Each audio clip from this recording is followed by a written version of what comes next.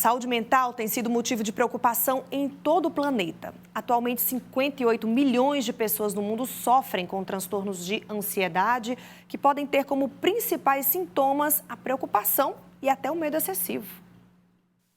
O suor excessivo e as unhas roídas entregam alguns sintomas do transtorno de ansiedade que Kelvin desenvolveu há um ano. Foi durante o período de conclusão do curso de jornalismo que as crises começaram. Tinha algumas crises de choro, eu tinha muita taquicardia algumas vezes. Eu cheguei a ter períodos que eu não conseguia comer e quando eu comia, eu não conseguia segurar.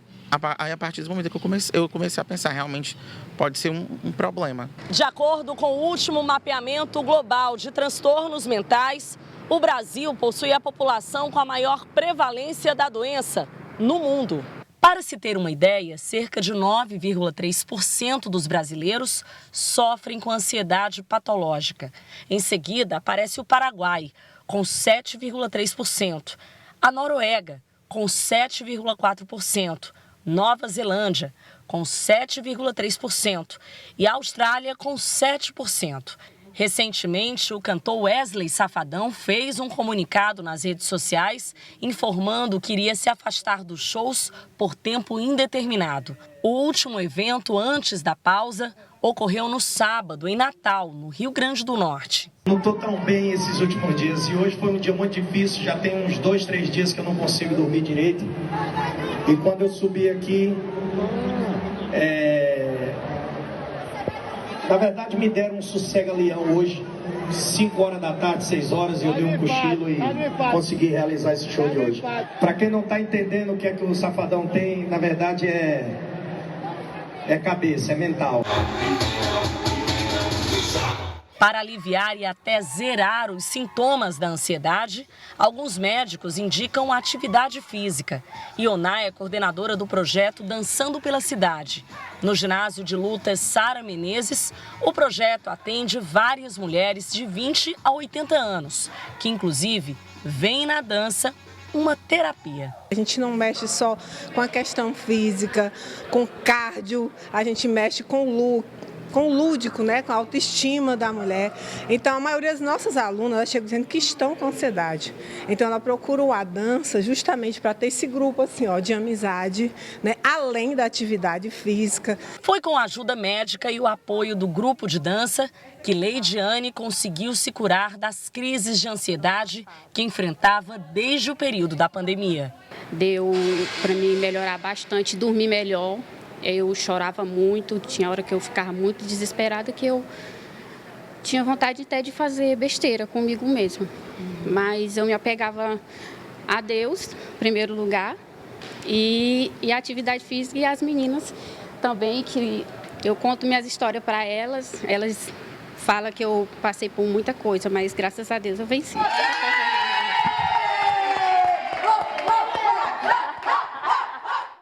Essa rede de apoio é fundamental para o tratamento, né? A gente vai continuar falando sobre esse tema porque a gente está no mês de setembro, é o mês da campanha mundial de conscientização e prevenção ao suicídio, e depressão e ansiedade estão entre os principais transtornos mentais que afetam milhões de pessoas em todo o mundo. Por isso que falar sobre o tema é fundamental. E a gente está recebendo aqui o psicólogo José Milton Carvalho para conversarmos, debatermos um pouco sobre essas questões que afetam todo mundo, independente da idade. Hoje, cada vez mais cedo, inclusive, as crianças já aparecem com sintomas. Então, queria que você tentasse condensar um pouco essas informações para explicar para quem está assistindo a gente, por exemplo, como é que é possível entender o corpo que está emitindo já sinais de alerta para ansiedade. Bom dia, seja bem-vindo. Bom dia, Aline, bom dia a todos que estão assistindo.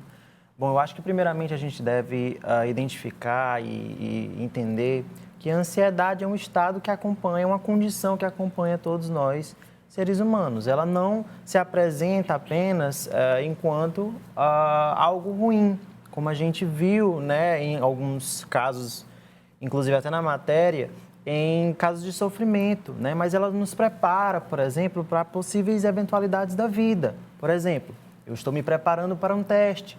Talvez essa ansiedade, de certa forma, me auxilie nesse movimento de eu estudar, de eu me organizar, ou eu me encontro numa situação de perigo. Essa ansiedade vai ter um fator aí protetor, né, autorregulativo.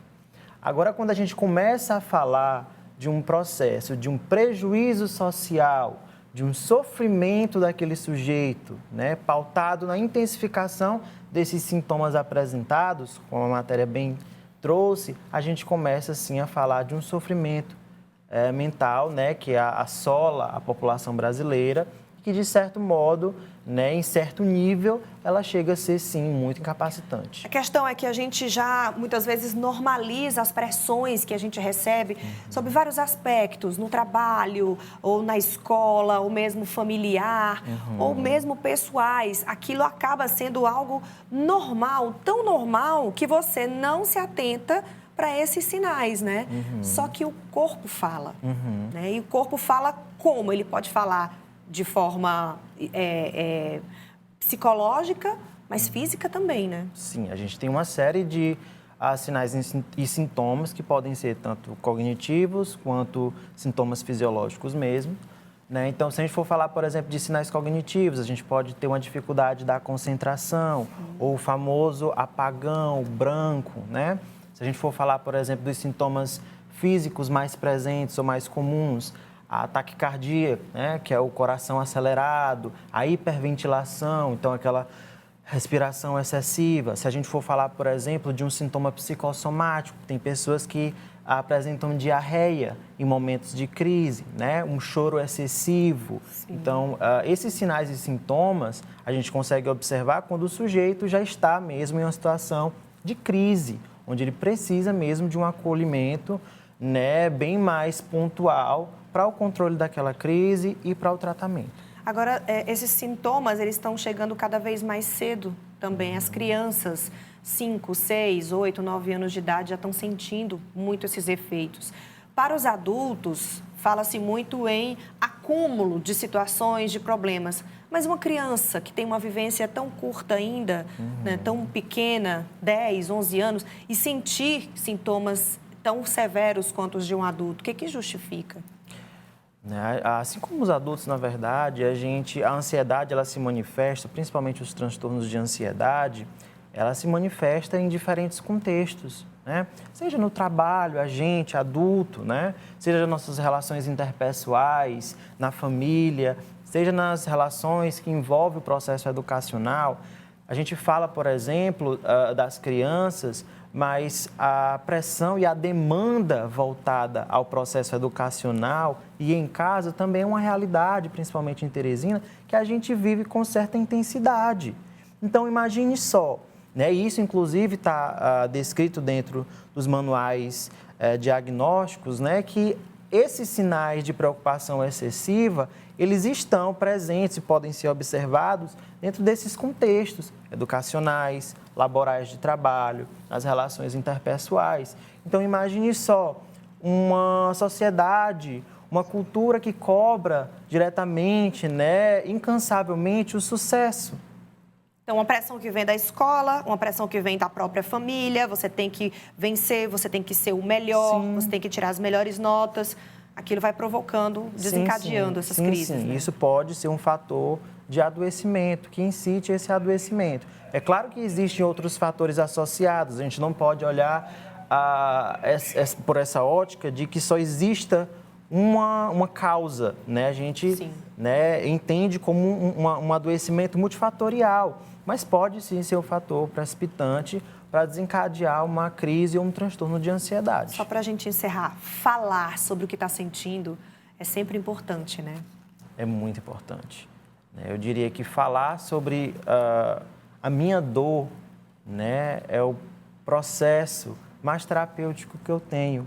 Porque a partir do momento que eu falo, que eu externalizo aquilo que dói, aquilo que nenhuma outra pessoa tem acesso, eu dou a oportunidade daquele outro me ajudar. Tá certo. Zé Milton, muito obrigada, tá? Nada. Trazendo aqui informações importantes. Tem gente que está aqui assistindo a gente e está pensando, esse sintoma eu tenho, acho que eu vou procurar ajuda. Então, a gente espera que tenha ajudado pelo menos uma pessoa a se reconhecer com algum problema e procurar ajuda. Certamente. Muito obrigada. Bom dia para você. Bom dia, Aline.